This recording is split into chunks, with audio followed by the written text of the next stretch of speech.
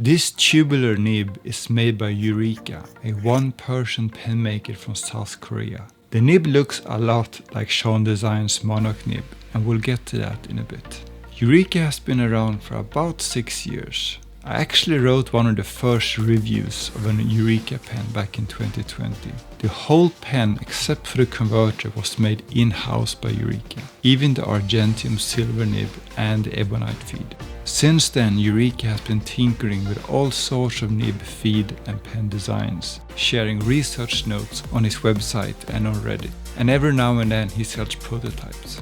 A few months ago, Eureka announced a tubular titanium nib, which got the community talking because it looked a lot like the Monoc nib from Schon Design. According to Eureka, this nib is the result of more than a decade of experimenting. There are even photos on Reddit showing his early prototypes, which he called the water drop nib. Let's take a close look at the nib.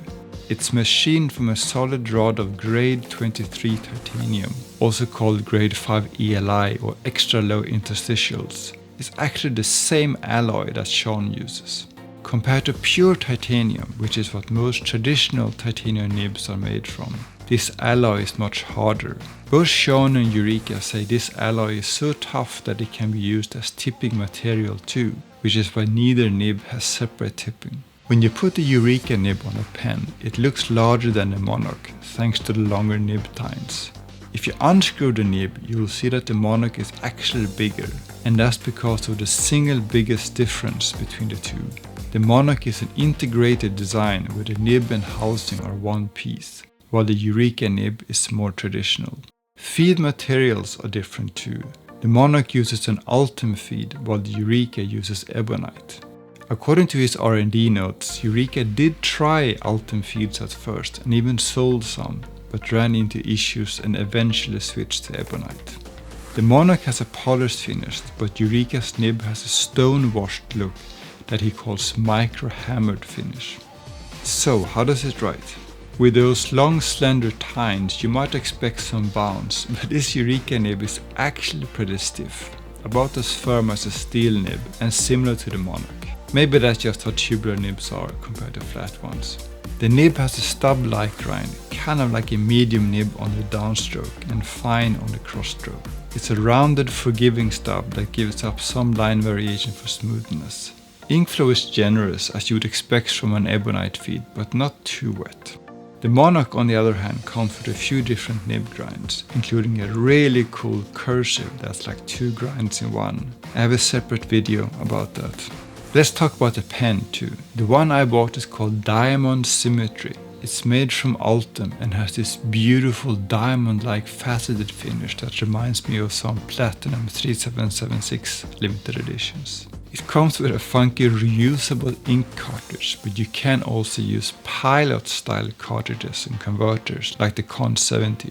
It's an unusual choice, but Eureka says it's because pilot converters have a bigger mouth than standard international ones, which allows for thicker and less fragile feeder tails. Now about the price. Schon's Monoc nib starts at $385, while the Eureka pen and nib together cost about half as much.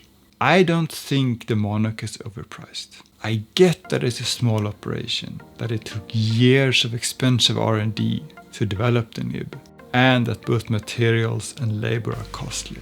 It's an expensive nib for sure, but it is fairly priced for what it is, and Schon's work oozes quality. The Eureka does seem like a bargain by comparison.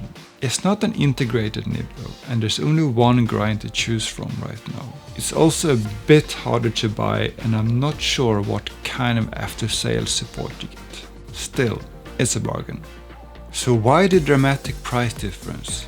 I think it's fair to say that Eureka may have been able to build on Schon's pioneering work. The Monoc came first. Both nibs have very similar shapes. They're made from the very same high-grade titanium alloy, and even the feed material started out the same. On the other hand, you could argue that the Eureka nib is just a modern take on vintage nibs like the Schaefer Triumph and Pilot Super 500, and you could also point to Eureka's research notes. Honestly, I'm not sure what to think. I am a big fan of Schon's work. I want him to succeed, and I really love my Monoc cursive nib. But I'm also impressed by what Eureka has done here, and I hope that there is room for both of these small pen makers in the market. Let me know what you think, and please consider subscribing if you enjoyed this video. Thanks for watching.